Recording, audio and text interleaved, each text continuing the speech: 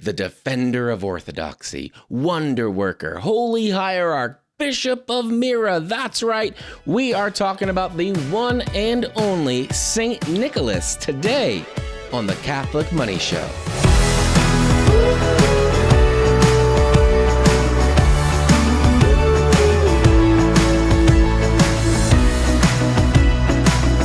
Good old Saint Nick.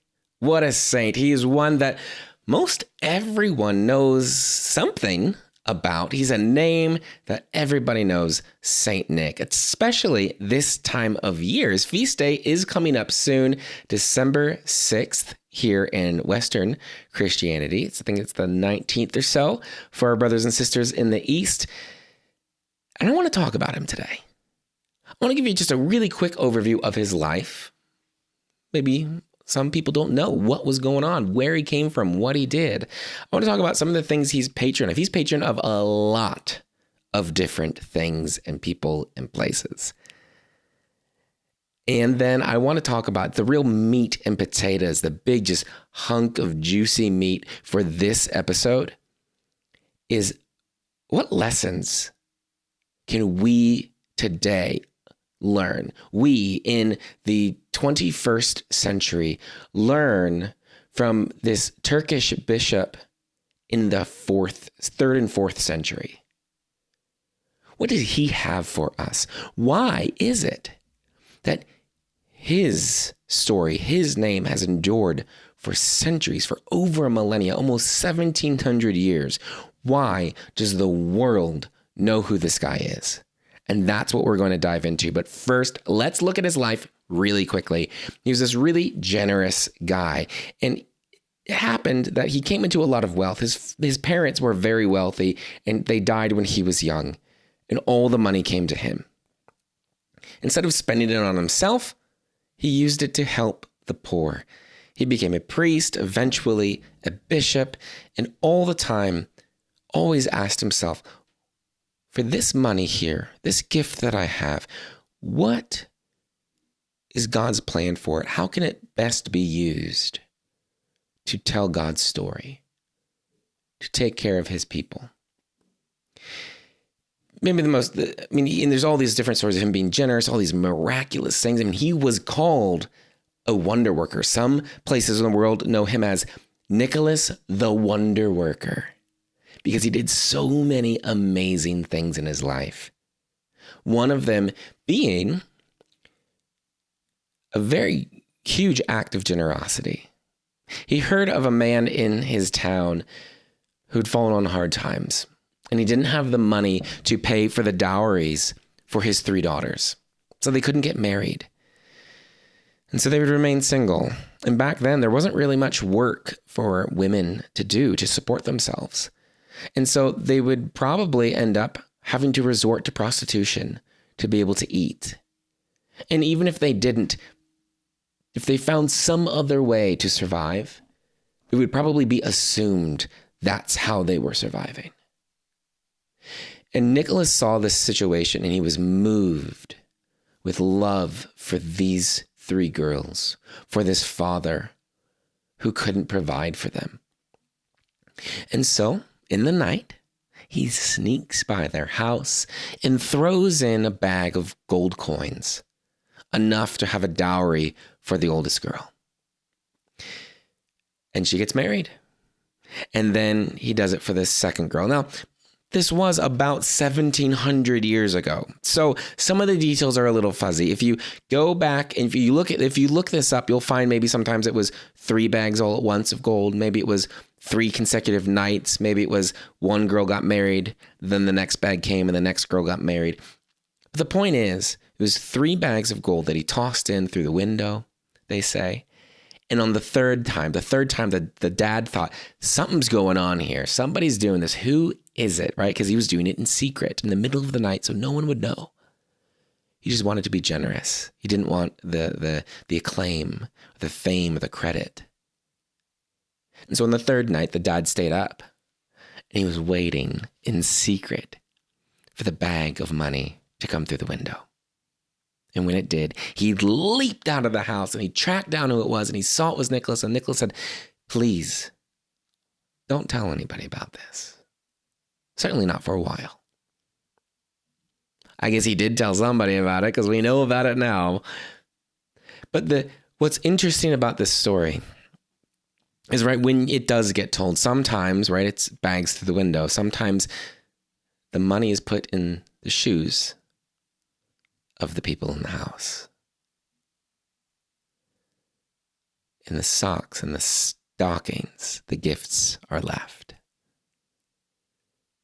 Saint Nicholas, jolly old Saint Nicholas, bend your ear this way. That's right, Santa Claus.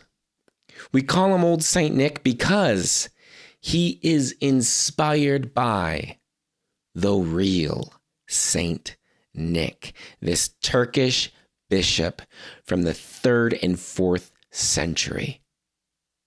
His generosity, his story inspired Sinterklaas, which inspired Santa Claus, which has inspired and revamped the English ideal of Father Christmas. All around the world, he is known, and he is venerated, he is loved by every part of Christianity.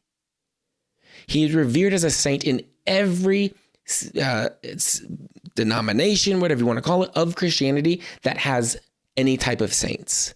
The Lutherans, the Anglicans, the Eastern churches, certainly the Western church, all of us who understand saints think he is amazing, right? He's the wonder worker, right? He's the defender of orthodoxy, right? There's stories of him at the Council of Nicaea speaking out against heresies.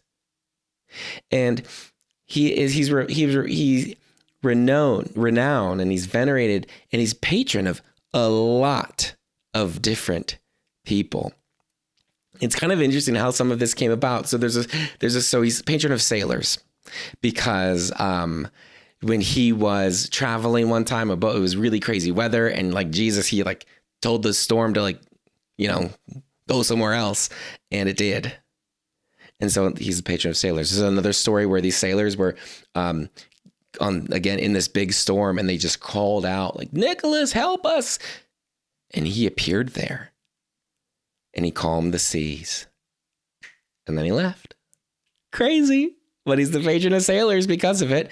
He's the patron of children and brewers and barrel makers, because there is a story. Now, sometimes, especially back in the day, especially with saints who've been around for 1,700 years, over time, maybe some extra things get added into the story. And some people think this part of his story was added in later. Maybe it happened from the beginning. Who knows? Maybe it really happened. Maybe it was added in later.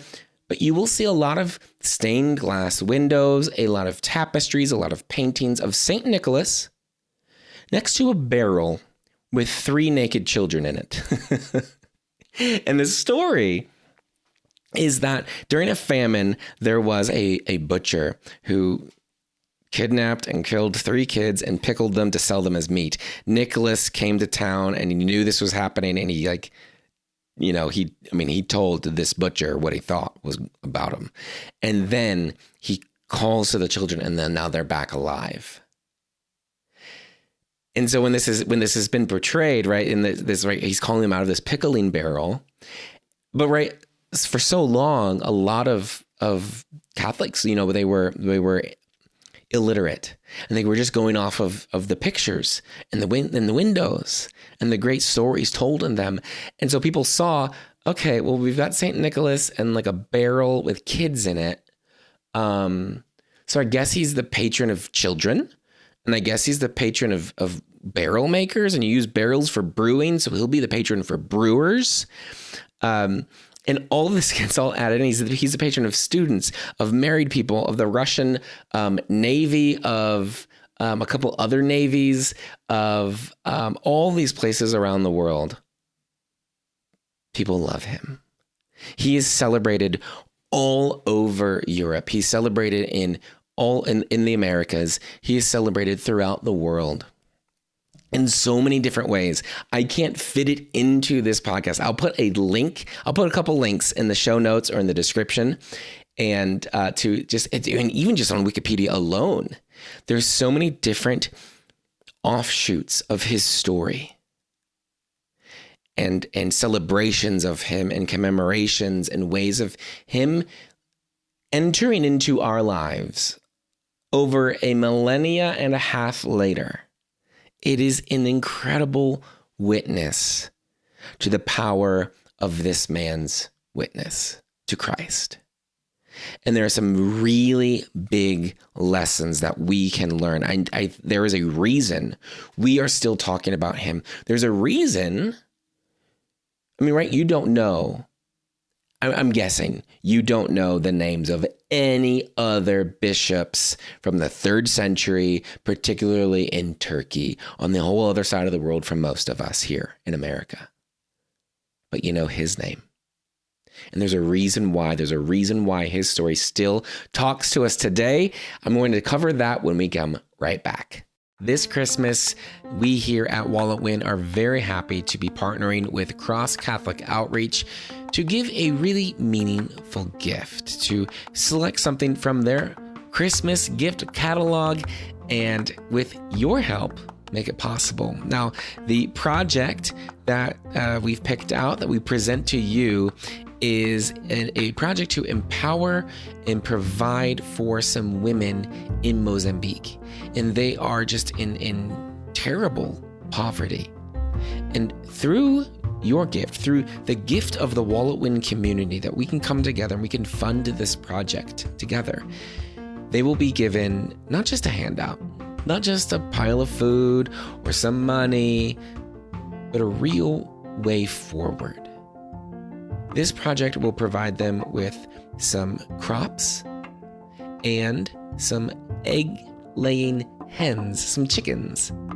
And then they can raise those crops. They can gather those eggs, and through the selling of that produce and the eggs, they can have a boost in their income. They have meaningful work that helps them understand better their dignity, and that they were able to provide for themselves and for their families from here on out. It's not a handout, it's an encouragement, it's a little bit of a boost to help these ladies start providing, have just a means to get something started, because we know it's just hard to start from absolute zero. You need something to build on top of, and with your help, they have something to build on. They have that very basic bottom of crops and chickens and can take it from there. So please, any amount is going to be very meaningful in this project. So click the link below in the show notes or in the description, or go to walletwin.com/crosscatholic to learn more about this program and make your donation. Thank you very much. God bless, and back to the episode. Welcome back to the Catholic Money Show. Today we are talking about St. Nicholas, this incredible bishop from the 3rd and 4th centuries. He was born in the year 270. He died in 343. He was 73 years old. And in those 73 years, incredibly generous, incredibly loving. And he's the reason I got an NES, a Nintendo, when I was a kid, right? Santa brought the Nintendo. He inspired Santa. St. Nicholas, he got me the Nintendo. So thank you, St. Nicholas. And his story, I mean, 1,700 years later, we know who he is. We know his name. Versions of his likeness are everywhere, all over the place. In ads, in decorations, in inflatable blow-up versions of Santa Claus in people's front yards. This guy is everywhere. A millennia and a half and then some after his death. What was it? Why is it? Think about the impact of this man's generosity.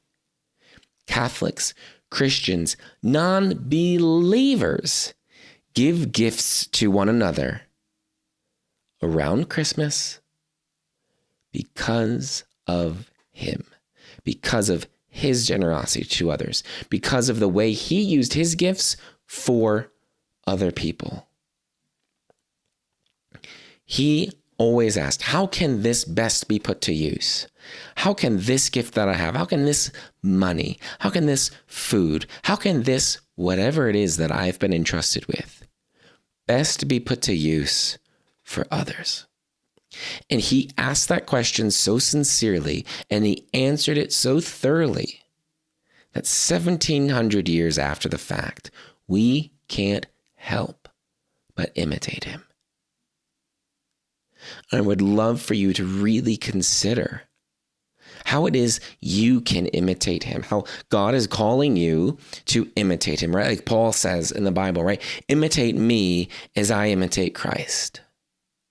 That is the saints. That is why we venerate the saints. That's why we learn their stories. That's why we look up to our older brothers and sisters in the faith. Because we can imitate them as they imitate Christ. We see more of Christ reflected in them. And when we live as we truly are called to be, we reflect Christ to others. There's a glimmer, right in the if you think about light entering in a prism and splitting into the visible spectrum, the infinite number of colors in that spectrum. That's us. The light of Christ refracted into the body of Christ. And each one of us, when we truly live who we are to be, share that unique piece of Christ that people hadn't seen yet before. So there's a lot of giving going on this time of year. This is airing on Giving Tuesday, the Tuesday after Thanksgiving here in the United States. And it's a day where a lot of people make extra donations, right? It's a wonderful tradition that's popped up to encourage people to support financially the causes, the organizations, the projects that they hold dear, that speak to them, that answer that part in their heart when they look out in the world and go, I don't think things are supposed to be that way. And I'd like to help fix it. And I like the way you're trying to fix it. So I'd like to help you keep doing what you're doing. And one of the ways I can do that is with a financial gift. So here's a special gift. So a lot of employers will do like matching funds, or a lot of organizations, they get a donor will match any gift made on Giving Tuesday. So today, if you're listening to this, the day this comes out on Giving Tuesday is a really great day to make a gift, a financial gift to a great cause, a great apostolate, a ministry, whatever it may be that you love, that's doing amazing work in the world for the Lord.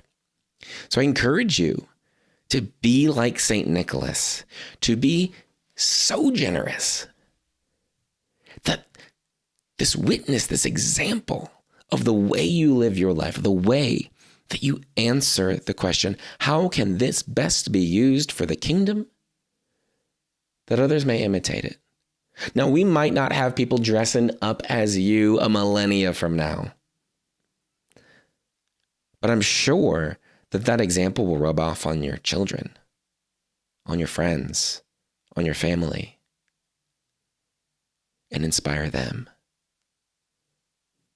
And when they give, and when they are generous with themselves, they'll inspire others, and so on.